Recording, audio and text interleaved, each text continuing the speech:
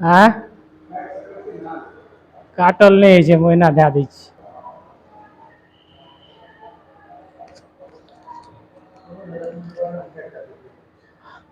अभी हाँ हेलो दोस्तों, मैं CS Yadav Shekhar GS academy Darbhanga से आप लोगों के लिए लेकर के आए हैं 50 महत्वपूर्ण प्रश्न जो सभी एक दिवसीय एग्जामों के लिए महत्वपूर्ण साबित होगा। और आप लोग इन 50 क्वेश्चंस को करेंगे।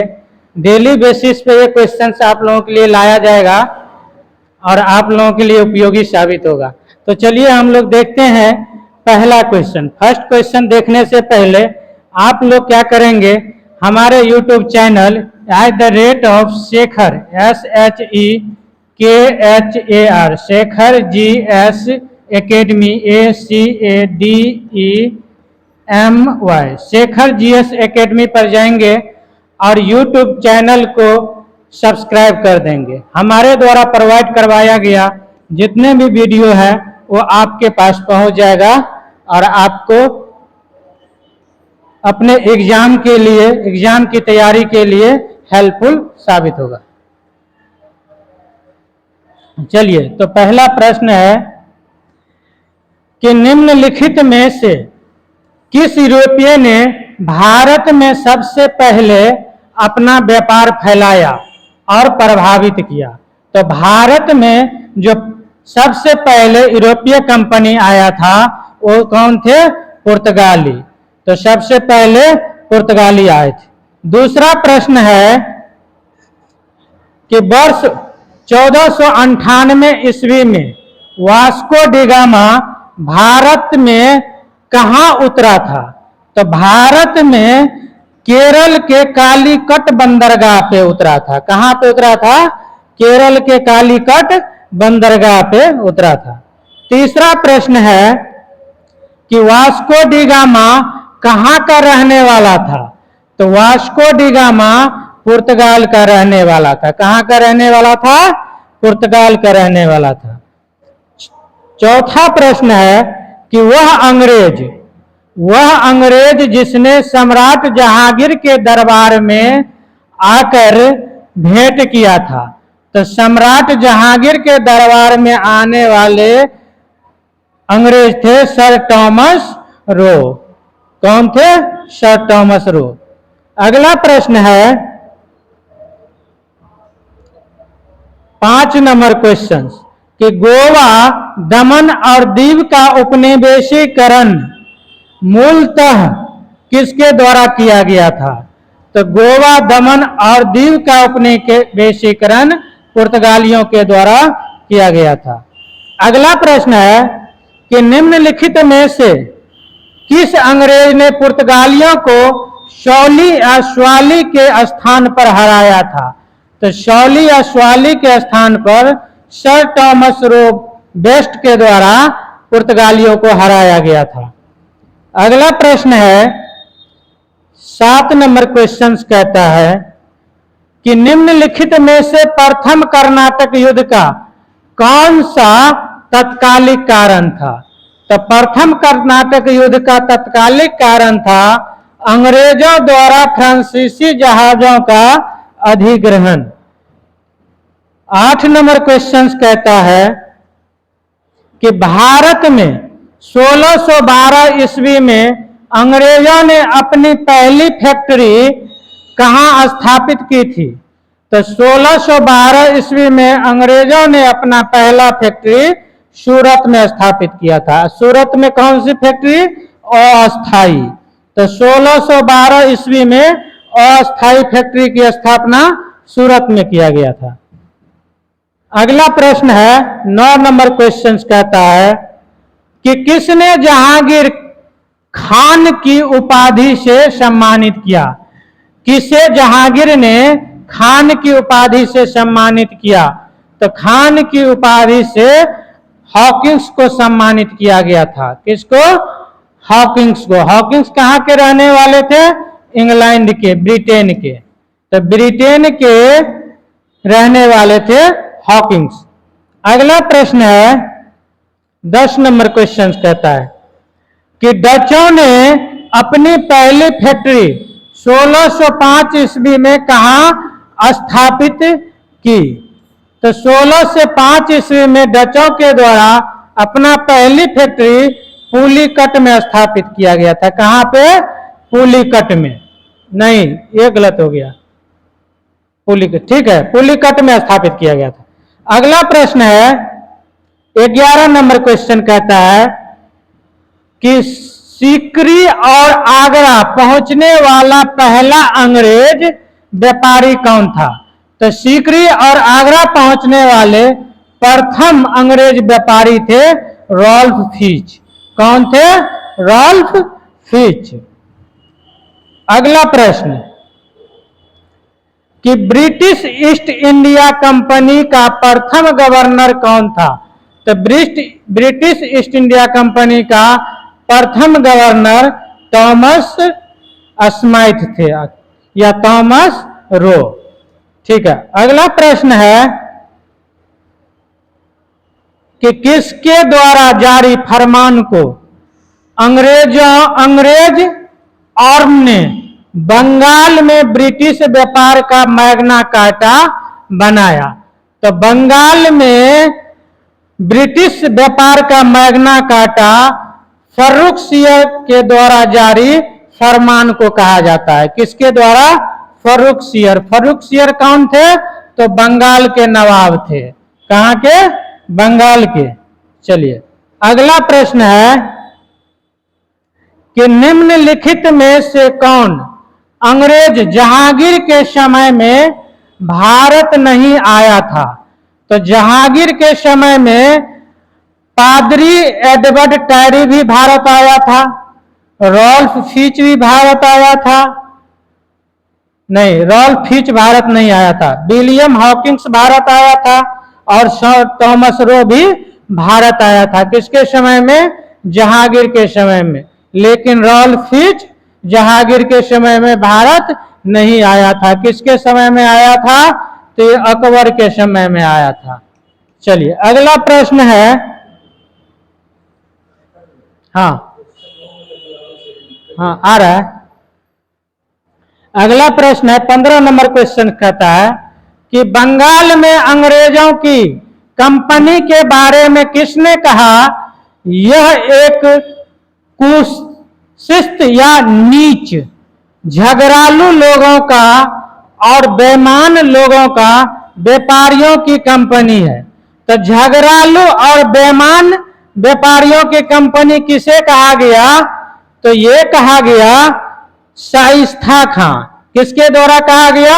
शाइस्ता खां के द्वारा। शाइस्ता खां ने अंग्रेजों के बारे में कहा कि ये जो अंग्रेज कंपनियां हैं ये झगड़ालू है और बेईमान है।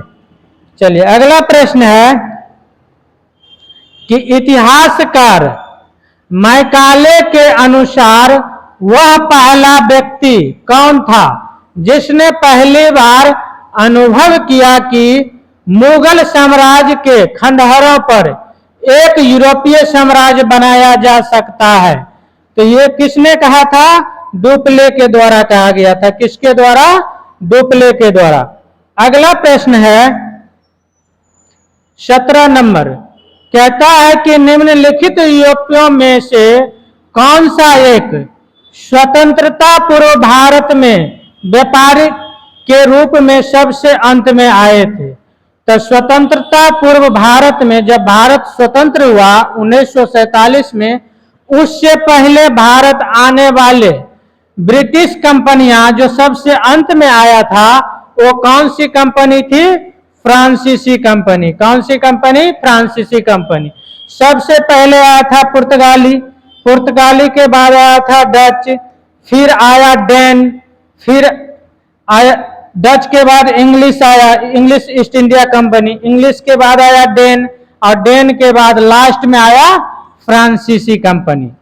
अगला प्रश्न है 18 नंबर क्वेश्चन कहता है कि भारत का बादशाह उस समय कौन था जब ब्रिटेन की ईस्ट इंडिया कंपनी की स्थापना हुई थी? तो जब ब्रिटेन की ईस्ट इंडिया कंपनी का स्थापना हुआ, उस समय भारत के बादशाह अकबर था। कौन था? अकबर। चलिए अगला प्रश्न कहता है कि जब 17 मई 1498 ईस्वी में वास्को डी गामा कालीकट में उतरा तो किसने उसका स्वागत किया? तो वास्को डी गामा का स्वागत किया था कालीकट में कालीकट के राजा जमोरिन। किसने किया था? कालीकट के राजा जमोरिन। और कालीकट कहां पे है? केरल में।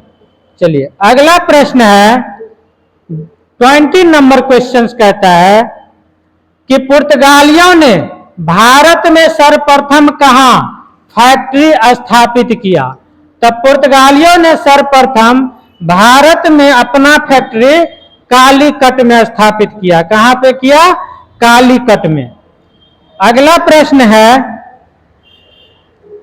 कि 1717 ईस्वी में 1717 ईस्वी में निम्नलिखित में से कौन से मुगल सम्राट ने अंग्रेजों की ईस्ट इंडिया कंपनी को भारत में व्यापार पर विशेषाधिकार प्रदान करने का फरमान जारी किया? तो कौन सी मुगल सम्राट ने अंग्रेजों को फरमान जारी किया था? तो उनका नाम था फर्रुखसियर। फर्रुखसियर के द्वारा जारी किया गया फरमान को ही मैग्ना कार्टा कहा जाता है। अंग्रेजों के लिए मैग्ना कार्टा साबित हुआ। चलिए अगला प्रश्न है 22 नंबर क्वेश्चन कहता है कि ब्रिटिश के साथ बेसिन की संधि निम्नलिखित पेशवाओं में से किसने की थी? तो ब्रिटिश के साथ बेसिन की संधि बाजीराव द्वितीय के द्वारा किया गया था। किसने किया था? बाजीराव द्वितीय ने। बाजीराव द्वितीय कौन थे? तो मराठा पेशवा थे। कौन थे? मराठा पेशवा। चलिए अगला प्रश्न कहता है 23 नंबर क्वेश्चन। अगला क्वेश्चन कि भारत में फ्रांसीसियों ने अपना सबसे पहला कारखाना निम्न स्थानों में से कहां लगाया? तो भारत में फ्रांसीसियों ने अपना सबसे पहला कारखाना कहां पे स्थापित किया था? तो सूरत में। कहां पे किया? सूरत में स्थापित किया। और हम लोगों ने अभी पढ़ा था कि पुर्तगालियों के द्वारा भी अपना पहला अस्थायी कारखाना, क्या अस्थायी कारखाना सूरत में स्थापित किया गया था। कब किया गया था? 1612 ईस्वी में। और पुर्तगालियों के द्वारा अपना पहला कारखाना कहां स्थापित किया गया था? तो मछलीपट्टनम में। कहां पे? मछलीपट्टनम में। और अस्थायी पूछेगा तो सूरत में। और यही अगर फ्रांसीसियों के द्वारा पूछ देगा कि अपना पहला कारखाना कहां पे स्थापित किया गया था, तो सूरत में। चलिए अगला प्रश्न कहता है 24 नंबर क्वेश्चन। 24 नंबर कहता है कि भारत में पहली मुद्रण मशीन की स्थापना किसने की? तो भारत में पहली मुद्रण मशीन की स्थापना पुर्तगालियों के द्वारा किया गया। मुद्रण मशीन कहा जाता है फोटो स्टेट करने वाले मशीन। तो फोटो स्टेट करने वाली मशीन या प्रिंटिंग प्रेस की स्थापना भारत में सबसे पहले पुर्तगालियों के द्वारा किया गया। किसके द्वारा? पुर्तगालियों के द्वारा। चल 25 नंबर क्वेश्चन कहता है कि 1639 ईस्वी में अंग्रेज फ्रांसिस डे ने कहां के शासक से मद्रास को पट्टे पर लिया और वहां एक किलाबंद कोठी बनवाई? तो 1639 ईस्वी में अंग्रेज जो थे फ्रांसिस डे, इन्होंने पट्टे पर जमीन लिया। कहां पे? तो चंद्रगिरी के राजा से। किससे लिया? चंद्रगिरी के राजा से। और वहां पे क्या किया था? एक किलाबंद कोठी का निर्माण किया गया था। चलिए अगला प्रश्न है 26 नंबर क्वेश्चन कहता है कि अंग्रेजों ने पूर्वी भारत में पहली बार उड़ीसा में महानदी के मुहाने डेल्टा पर हरिहरपुर, बालासोर एवं पिपली में फैक्ट्रियां कब स्थापित की? तो हरिहरपुर, बालासोर एवं पिपली में अंग्रेजों ने जो कारखाना स्थापित किया था 1633 ईस्वी में। कब किया गया था? 1633 ईस्वी में। और पूर्वी भारत का मतलब माने हो गया ये बंगाल, पश्चिम बंगाल की एरिया में। अगला प्रश्न है कि किसने 1680 ईस्वी में एक फरमान जारी कर अंग्रेजों पर चुंगी की दर 2% से बढ़ाकर 3.5% कर दिया। 2% से बढ़ाकर 3.5% कर दिया गया था। तो किसके द्वारा? औरंगजेब के द्वारा। औरंगजेब ने क्या किया? जो अंग्रेजों से चुंगी लिया जाता था 2%, मुगल सम्राट औरंगजेब ने क्या किया? उसको बढ़ा करके 3.5% कर दिया। अगला प्रश्न है 28 नंबर क्वेश्चन कहता है कि निम्नलिखित में कौन सा युद्ध निर्णायक युद्ध था जिसमें फ्रांसीसी हार गए और अंग्रेजों की सर्वोच्चता स्थापित हो गई? तो किसमें फ्रांसीसी हार गए और अंग्रेजों की सर्वोच्चता स्थापित हो गया? तो वो युद्ध था बांडीवास का युद्ध 1760 ईस्वी में। तो 1760 ईस्वी के बांडीवास युद्ध में फ्रांसीसी हार गए और इसमें क्या हो गया? अंग्रेजों की